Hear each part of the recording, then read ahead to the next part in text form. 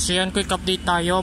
Time check 5:25 PM. Ngayon ay September 19, 2024. At yun nga, kasalukuyan nga silang nag-prepare na ikabit yung launching gantry.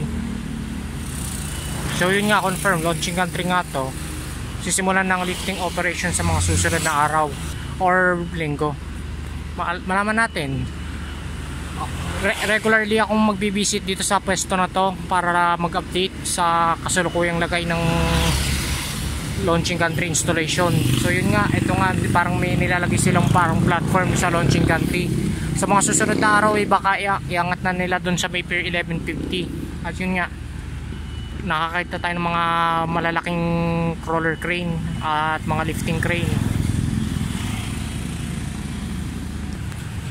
Lipat tayo dito sa may pwesto ng Pier 1150 at yun nga,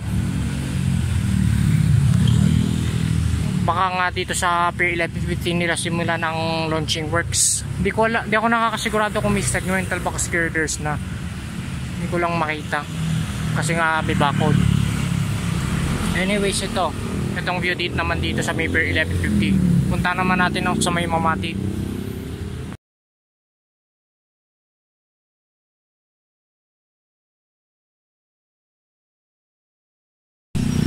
So yun nga, nandito tayo sa may Mamati Station at yun nga, makikita natin magkakatipon dun.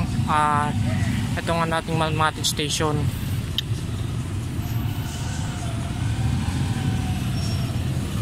Ayun naman sa kabila. Anyways, hanggang dito muna ang update natin. Maraming salamat. Yun nga, maraming salamat sa panonood. Subscribe kayo, like, share, subscribe, turn on all post notification. I'll see you guys next time.